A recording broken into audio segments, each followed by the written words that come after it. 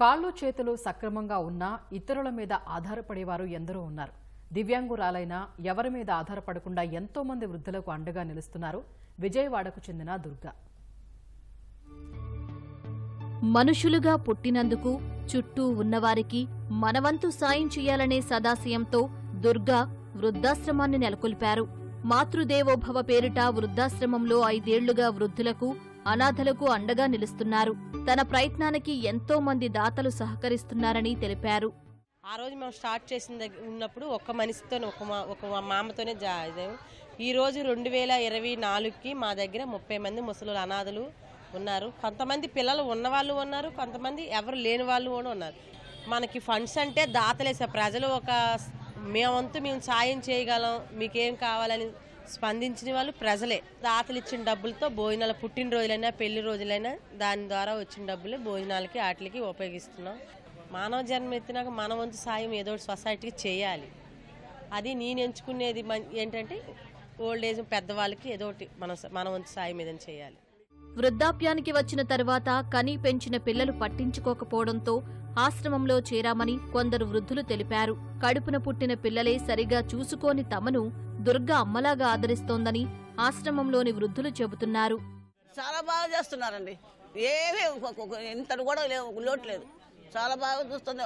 అన్నింటికి కూడా ఉన్నానండి. నాకు 4 పిల్లలు, 2 కోడళ్ళు.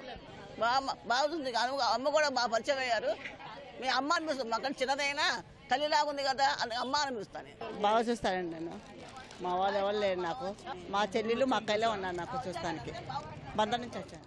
పీఎంసీ కార్యక్రమంలో భాగంగా విజయవాడ కేంద్రీయ విశ్వవిద్యాలయం నుంచి కొందరు విద్యార్థులు వృద్ధులకు దుప్పట్లు, పండ్లు పంపిణీ చేయడానికొచ్చారు.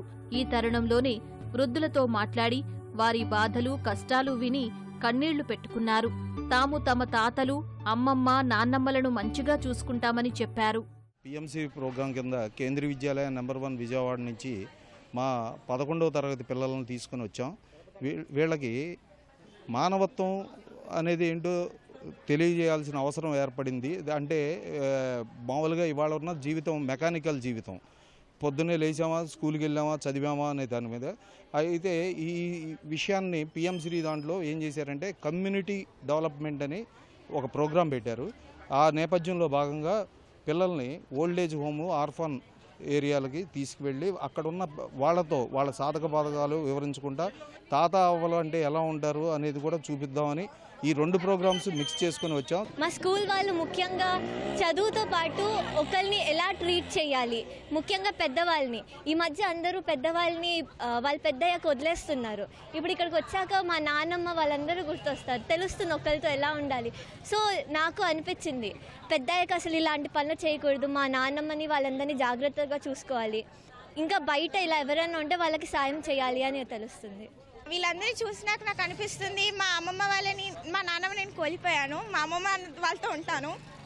వీళ్ళందరూ చెప్పి వింటుంటే అనిపిస్తుంది వీళ్ళందరినీ ఇలా వదిలేసిన వారు నిజంగా మంచి వాళ్ళు కాదు. వాళ్ళకి చదువు లేకపోయినా they have lot of life skills with it.